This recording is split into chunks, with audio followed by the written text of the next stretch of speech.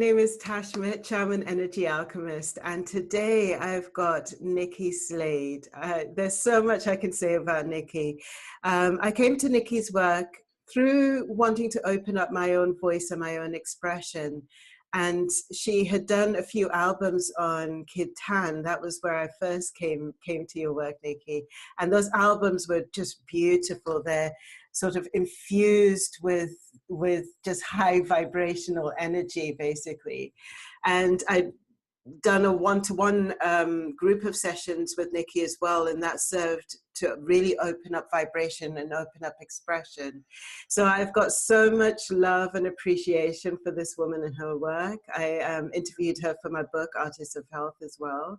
And yeah, just there's so much I can say about you, Nikki, and so much I can say about your pioneering nature around voice, around vibration, around Tan. Welcome. I'm really happy to have you here for this conversation. It's really lovely to be with you again, Tash. Thank you for inviting me. You're welcome. So we're going to be talking about wealth consciousness, and we're going to take the lens of wealth consciousness through our energy center. So we'll use the chakras as a framework. One of the reasons why I actually started having these conversations is that I started noticing that around wealth, and especially in the arena that I'm in terms of health and well-being, and you know, working with people who are really looking at expanding, you know, the mindsets of humanity, let's say, it tends to be, I've noticed that a lot of people tend to be struggling on the money side in a lot of ways, and also there tends to be kind of a very narrow view in terms of what wealth actually is and what the flow of wealth is in terms of energy, because money is an element of wealth, but can we see the broad spectrum of all the, you know, all the wealth that our life contains? So in these conversations, it's been opening up the view of what wealth means from different perspectives. And so it's lending your vision and lending your lens for this. But also bringing in wealth from a point of view of when we take it through all the levels of our expression, how does it show up for us? So this is where you come in, Nikki, and it was just like a lending of your view. What I'll do is I'll guide it through the chakras, but just open it up so you can sort of give us a snapshot of, you know, how you see the lens of wealth in each of the energy centers. How does that sound? Sounds, well, let's see how it flows. So we're going to start with the base, and the base is very much about all the physical ways that we show up on an energetic level. It's all the ways that we show up in tangible ways. So it speaks to our body, it speaks to our finances, it speaks to our community. So if you take wealth, and you take the lens of wealth and you put it onto the body, for example, what comes out for you with regards to that? With the whole body or just one specific area? With the body as a whole, and also, you know, with the frequency of wealth in terms of your body, what comes up for you there? Well, immediately Mahalakshmi.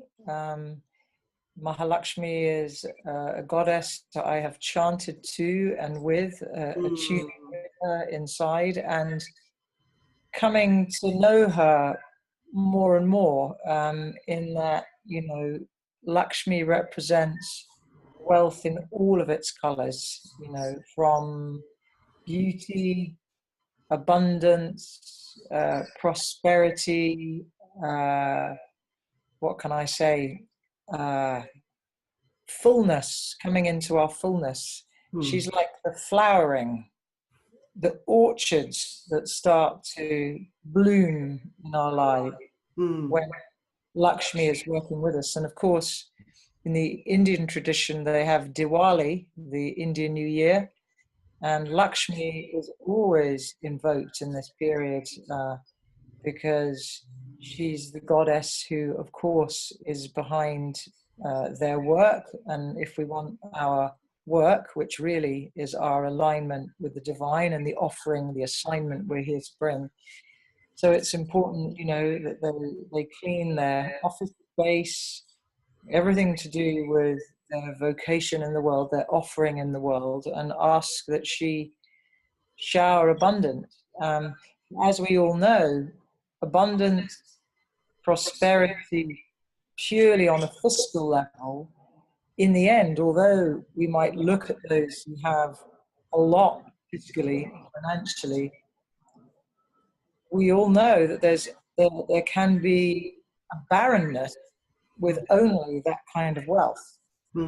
And by contrast, you see people with relatively very little materially, and they have this abundance of inner wealth because they are drinking from the wellspring of the divine presence within, and that is the most beautiful, whole and complete relationship to wealth there is. And the scriptures say it, seek ye first the wealth within, then everything shall be added unto you. Yes.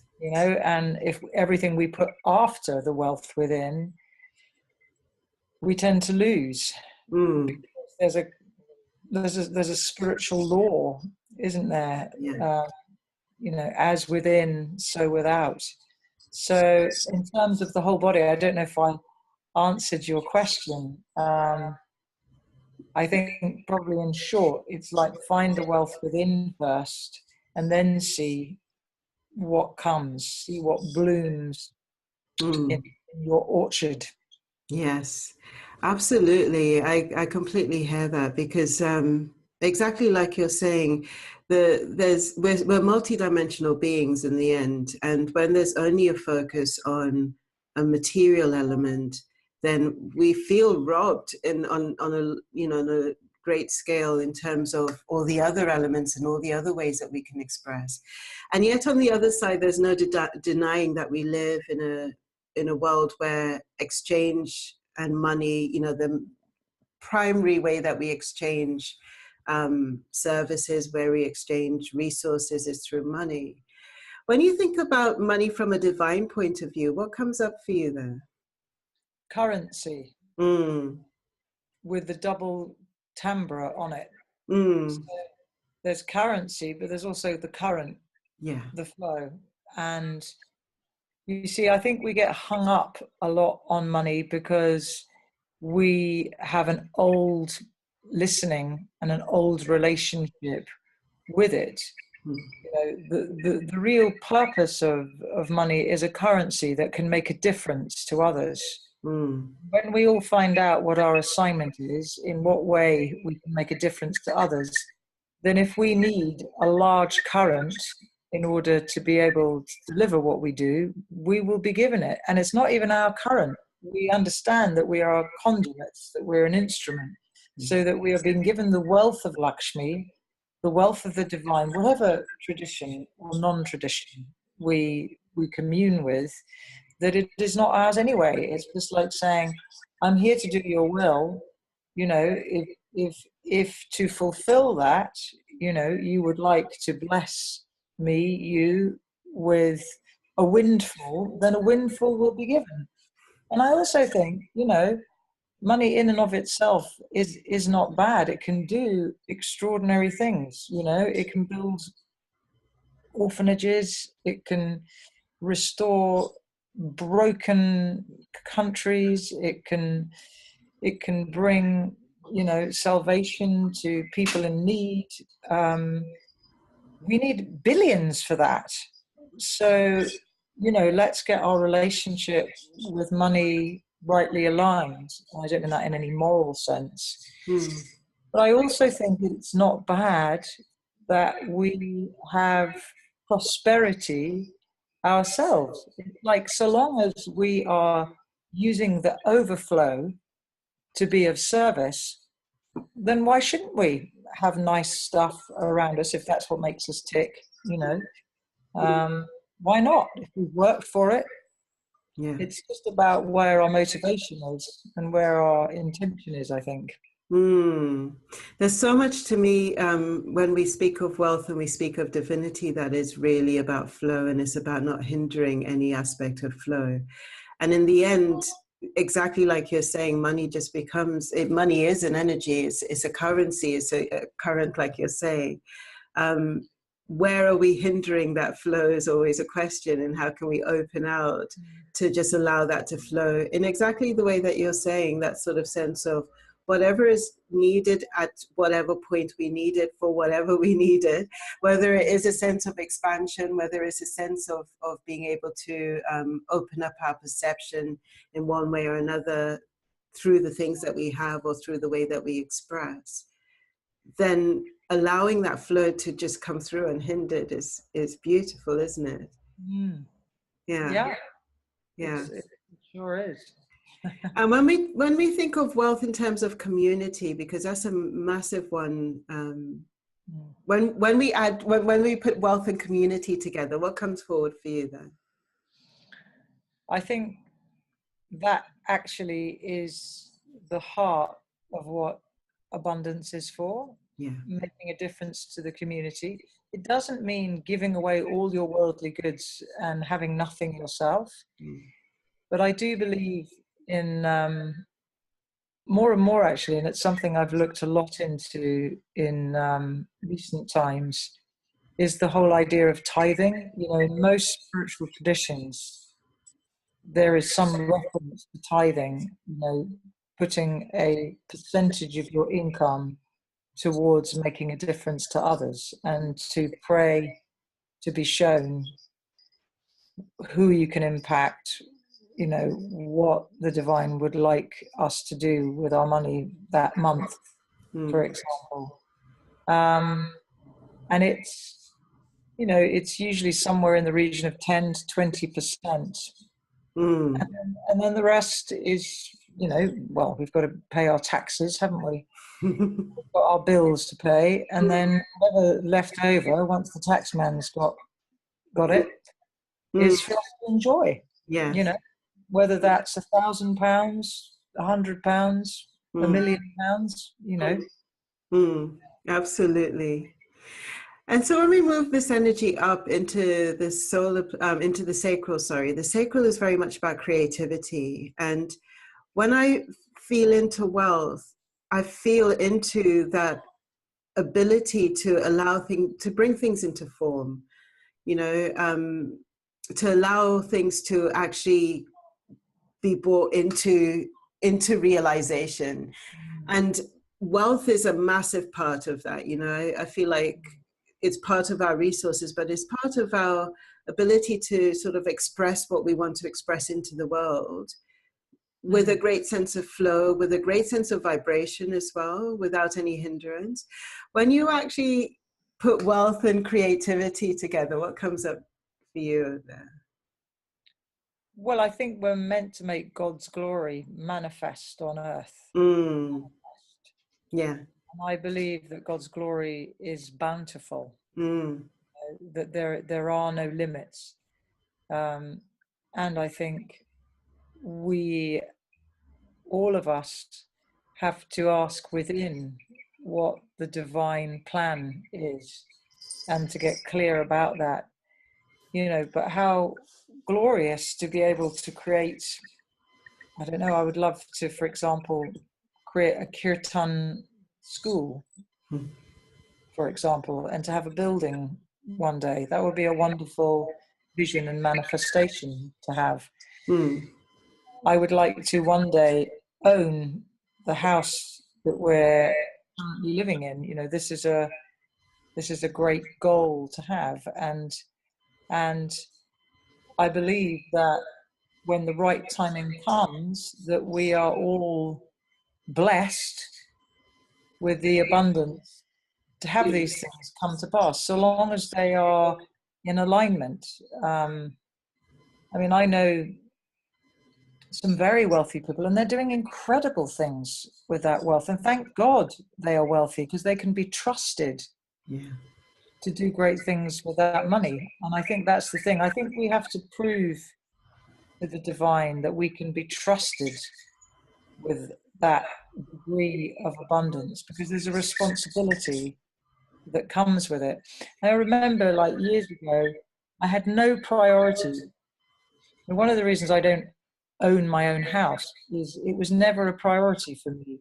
I was in such a soul search in my young adult life that, in fact, I was turned off materialism completely. And I think many of us who are in dialogue have been.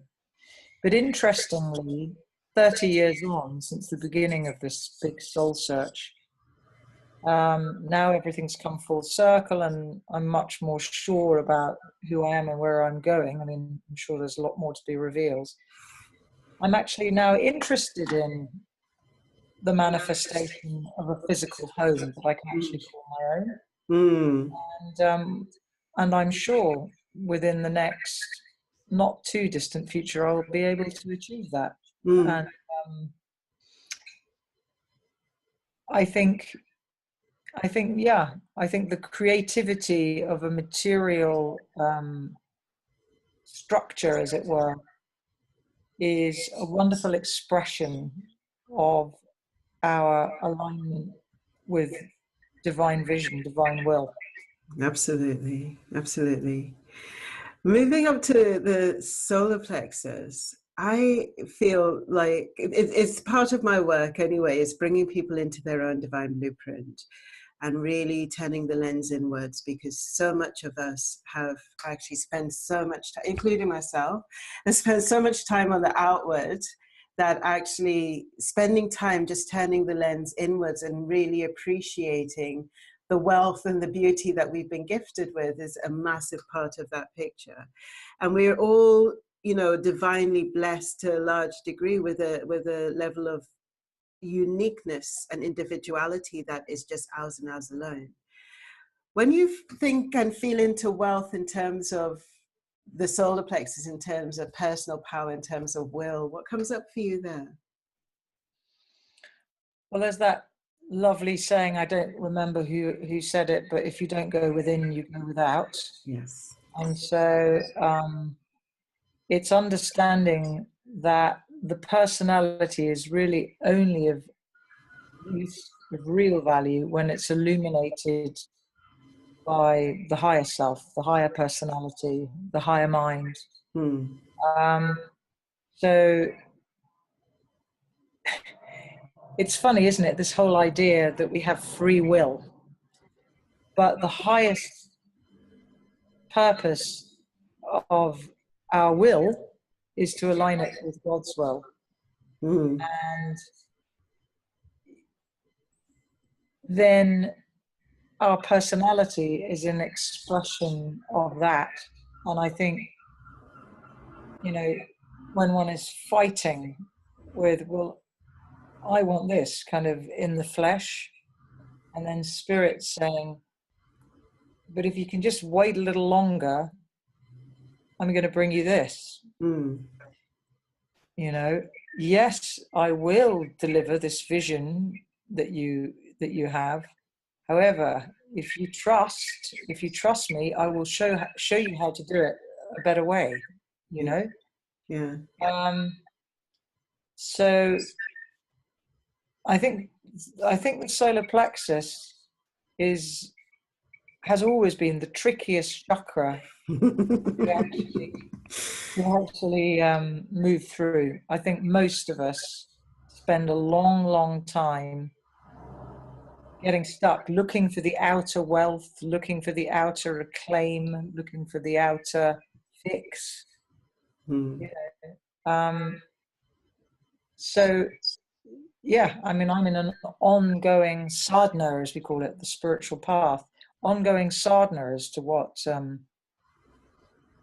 full transformation of the solar plexus looks like. It's so, I mean, for me personally, a lot of returning into the solar plexus is about unplugging from the collective. That's what I found, definitely. Only because with my upbringing, for example, and actually I've seen it with a lot of people, the collective hasn't really shown us that we need to glorify our inner being, let's say. It's always been about actually, and especially if you've had a religious upbringing, which I did. I had a very Christian upbringing, and in some ways it served a really beautiful purpose, and in other ways it was kind of, it does keep you very, very contained, because there's an element of, you're not worthy, you're the sinner, and you have to look outside of yourself for redemption. And so as a result of that, there's always like this big, massive divide between you and this concept of God, which is kind of like way, way, way up in the sky, that we never actually pull close enough to feel that we can own and claim as ours. And so for me, I know for a fact, like basically a lot of the work I've been doing has been both inner work, like my own inner work, and also the work that I've been doing with others is actually bringing divinity closer into the solar plexus, so you can almost like look down and see it. It's like right now I'm digesting water, I'm digesting like food that I had earlier on. I have no idea how all of that's happening. Do you know what I mean? It's like consciously I've got no awareness of that. My blood's going through my veins at the moment. I have no awareness of any of, it's not conscious, any of that. I'm being animated in this conversation. I don't know what I'm going to say next. And I have no, do you know what I mean? It's like there's no conscious involvement with that. And if we can bring divinity closer to see how it's animating us in every breath that we're taking, for me, that then starts to unravel the difficulties that we have with the solar plexus, where it's kind of like it's just about us, and then this thing that's way up there, it's like the thing that's way up there is it's like in every cell of your body, it's like just humming and vibrating. So can we bring it closer and closer so we own it and claim it as ours, Yeah, I mean, I believe that the spirit of all traditions lies within, and as soon as we're resonating there, that's what I love about chanting. Yeah. Because it's such a beautiful practice to access the resonance of that place where you have an actual experience of that expansion of like, I am that consciousness. Yeah. Whether it's Christ consciousness, Krishna consciousness, Buddha consciousness, there is this expansion, and then the small I, the I that's saying, I'm less than, more than, compares itself to everyone, dissolves. Yeah. And there is the beautiful revelation of oneness, unity consciousness. And that's a very wealthy place. Yes. Even just talking about it, I'm feeling my solar plexus, like they're vibrating to that sort of conversation, it's just, it is incredibly wealthy. Absolutely. So moving up into the heart and moving up into our ability to give and, receive that element. Wealth for me is a massive part in this, because so many of us can give really beautifully, and then when it comes to receiving, we have big, massive blocks. And others of us can receive really, really, really beautifully, and then when it comes to giving, we're kind of like holding on really tightly. When it comes to wealth in the heart energy, what comes up for you then? Well, a lot of the great mystical teachers say that in perfect giving there is perfect receiving. Yes. So you can't be a giver without a receiver, and you can't be a receiver without a giver. And if we really saw the way that the divine sees, which is as we give to another, so shall we give to ourselves, we would all be doing a whole lot more giving.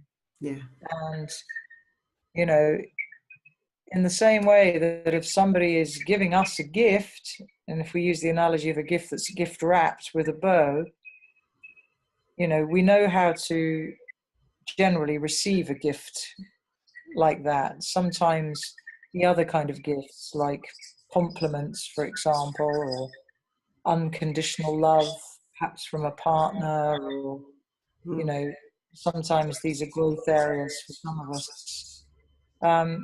But I do believe that we are born to serve one another and to receive the abundance that the divine wants to give us. And 99.999% of the time, the abundance we receive is through the other, or the illusion of the other. So, you know, we need to, I believe Goddess wants to give us it all. And so therefore, we have to expand our container. We have to expand our capacity to hold. You know, if we go with a really small bowl to try and catch a rainforest pouring down, we're not going to get very much water, you know. But if it can expand our heart into that supreme body that we are, then we'll be given more. And our ability to receive more also, I think, is dependent on our capacity to give more. And it doesn't matter if we don't have very much to give, so long as what we do have, we can give it without condition. And believe me, this is an ongoing language that I'm learning on a daily basis, aren't we all, you know? But the heart center is where that wealth of pure giving and pure receiving happens. You know, and it's seeing everyone as our brother and our sister, and cleaning up our attitude mentally and emotionally to really, really understand that this one in front of us is our very own self. Yeah. And it's not just material, you know, it's like giving respect, giving good intent, wishing them well. I mean, speaking just about wealth and abundance, there's so many abundant ways we can receive, you know, the compliments that we're given, the weather, the sun shining, the kind thoughts we can have towards ourselves is a way of receiving, you know, receiving generosity of others. And in the same way, we can, through our pure intention in the morning, send really beautiful vibrations to others, you know, through prayer, through meditation, through chanting. The heart is such a big, massive organ to me, right? Because obviously it conducts the blood in our body, and blood is the holder of electricity, is the holder of vibration and frequency. And so when we're talking about giving, and we're talking about giving with an open heart, there's the extension of whatever it is we give, maybe through the hands or however, you know, we might say something. But there's also the amplification that happens because of the heart being open to that giving, that actually informs every cell of our body through our blood. And when it really kind of hit home, the power of the heart that way, you know, to amplify everything that goes through it. And are we paying enough attention to how open, or if it's closed, you know, how open or closed it is? That actually sort of like changed everything for me in you know, to a large degree, because it is really truly powerful, isn't it? Well, it is. I mean, when my heart's closed, it's painful. You know, I mean, when I'm in a resentful mood, I'm the only one that suffers. Yeah. Actually, you know. So if I'm in a complaining mood, we just open the door for the darkness to come rushing in. You know, we really do need to treat the heart like a beautiful garden. You know? Make sure we water it every day with the right thoughts. Yes, yeah, that's a big one. So when we move up into the throat, which is so much of your realm, right? The throat and the vibrational instrument that we've been given. And you look at the throat through the eyes of wealth and wealth consciousness. What comes up for you there? I think the first thing that comes up is being very, very mindful of our words, how we use our words, because our words are seeds. Everything shall come to pass through the power of our word. So if we speak words of possibility, creation, empowerment, joy, abundance, so shall it be. Yeah. And by the same token, we can delay all of that by using language, firstly towards ourselves, that is less than divine. And, you know, everything came into existence through the word. Every scripture says that. In the beginning was the vibration, I think. And then the words come out of that vibration. Yeah. I will build a house, and there is the house. You know, it starts in the word, doesn't it? And then the vibrational intention. So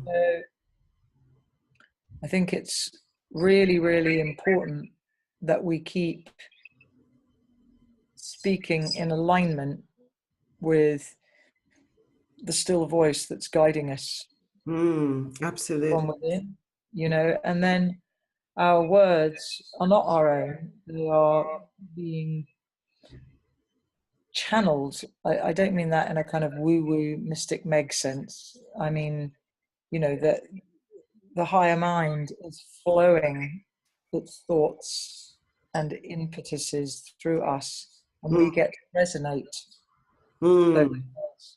And you know, I think the throat is a very, very powerful place, and I think, you know, many of us have got a lot of history around the throat. I know I have had, you know, and have been working with it for many, many years. But Saraswati, the goddess of music, communication, learning, when her river is truly flowing, then speaking, communicating, creating through the voice, creating beauty, creating wealth through the voice becomes music. You know, it's just a beautiful, beautiful piece of vibrational music. Yeah, absolutely. The voice is just it calls matter into form. It calls matter into being. It's like basically if I say something to you of what I desire, of what I want, it goes straight out into the world, and you have the potential to amplify that in some way and take it further. You know, that's the power of word, isn't it? It's sort of that amplification that goes out into the world and actually influences people and influences things and rearranges resources and brings things together and builds things. You know, it's that sort of, really very powerful, incredibly powerful. And like you were saying, it can either be something that expands or it could be something that contracts, depending on, which is one of the things that I think having a high frequency sort of vocabulary always really helps, doesn't it? It does. And we have to be really mindful of the words that we're using. But firstly, and this is the bit we often miss, what are the words we're using towards ourselves? Yeah. Because we may be saying one thing out here, but internally we're resonating something else. And so I think the ongoing work, isn't it, is to be rigorously honest about what words we're allowing to land in our relationship to ourselves. Are we allowing our growth? Are we allowing or are we shutting ourselves down by what we allow ourselves to ingest? You know, like what's like not good enough, not wanted, all of these things that human beings deal with, you know. Yeah, there's just a lot to unpack in the throat, actually, has to be said. So when we actually, but I also feel as well, exactly like you're saying, is the consciousness and the mindfulness that actually brings that change. And once we become aware of the power that we have in terms of the words and what they can do vibrationally inwards, but also outwards, I think, you know, it creates a shift. Like as I've been going on, I've become more and more mindful just because of that understanding of how creative vibrationally words can be. Well, yes, but not but, and the great masters, you know, that have existed over time, you know, it's said that one look, one word, one touch from such a master, and you are changed. Good. Because actually, when you get that kind of high elevated vibration channeling through a realized being, and you're having that focus towards you, you don't need many words for that.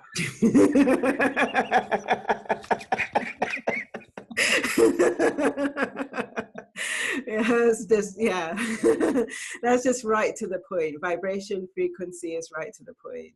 Yeah, absolutely. There's no beating around the bush for that one. It's just kind of like, yeah, absolutely. So when we move up to the third eye, when we move up to our center of intuition, our center of vision, our center of being able to sort of see a wider perspective, and certainly when you were speaking before about turning up with your little tiny ball when you're being offered an ocean, I feel like the visionary sense has got a lot to do with that, because when we can open up our vision, we can also open up what we're turning up with, how we're presenting ourselves, and what we feel is available to us, you know. So when you actually put wealth and vision, wealth and intuition together, what comes up there for you? Inner teacher, intuition. The inner teacher is infinitely wealthy and is just waiting for us and is holding us and saying, when you're ready to really listen and actually obey my command from within, you will see that everything I'm guiding you to is your highest vision, is your highest dream. Why on earth would the inner teacher want anything less for us than infinite abundance, infinite fulfillment? But the ultimate fulfillment is in following. Are you there? Yeah. Yes. Okay, good. The ultimate fulfillment is in knowing that we're here to serve that teacher. Yeah. That is the gift. And we wrestle, don't we, with our mind? We say, oh no, what if the divine doesn't want what I want? Which is a big joke, really.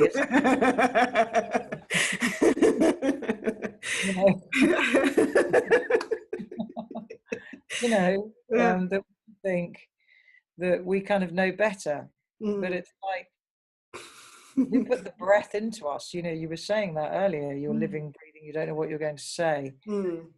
So, yeah, trusting is what comes. Trusting that inner teacher.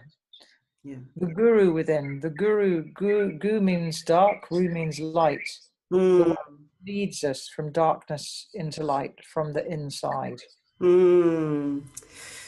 So amazing, actually, because for me personally speaking, again, it comes back to the dogma of religion. And when I say all of this, it's in no way being derogatory to religion, but I just know from my own experience that sort of sense of that sense of the unworthiness again, it comes back down to that. And also the sense of like God being this judgmental thing up in the sky that's actually just waiting to lambaze you, when you do something and say something wrong, has actually left most of us sort of like thinking, well, can we trust this thing? It's kind of like it doesn't seem to have our best interest at heart, and so actually to come, like I say, to come back to the fullness of the mere fact that you're breathing in earth right now is that thing that you call divinity, is kind of the thing that's pulsing you right now is the thing you call divinity. You're so trusting that without even thinking about it. So it's like, how can you bring that into the fullness of your life, Yes. I think that's what we're here for. Absolutely. Yeah. Is more and more to want what the divine wants, want what God wants, goddess. It's all in the word, and we all have different words. Yes. However, there is only one power, one love. Yes. Planet, Some people call their mother mama. Some people call their mother mum. Some people call their dad dada or dad. Do you know? Yeah. At the end of the day, our divine inner feminine, masculine, and beyond parent, we have our own beloved name for. Yes. Yeah. But the important thing is to find out who we are in alignment with that name. And that speaks so much to the crown right there, doesn't it? It's that getting rid of the either, the either, the potato, the potato, and just actually just allowing the thing to be what it needs to be. Yeah. You know, just allowing we get so strung up on all of that, don't we? Nikki, thank you so much. I really enjoyed looking at wealth through your lens, actually, because it's just been very potent and very rich. Thank you. Oh, I've really enjoyed it. Shall we and out like we? Yes, please. Started, Tash. Absolutely. Okay. Here we go.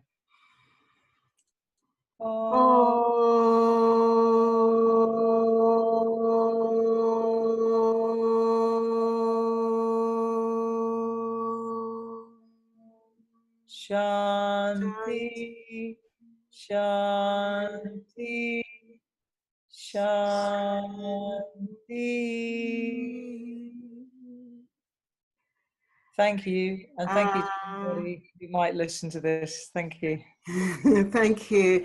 And Nikki, I'm going to put all your details onto the page in terms of your website, etc., where people can find you, and also your absolutely stunning albums, because Nikki's album, I just to leave this right here, but I actually took one of your albums to the Caribbean. It was Monsoon. And I had it on, like I was playing it every morning. And my mum was going, you know, that woman, she is just so spiritual. It's just coming out of everywhere. It's like vibrating through the house.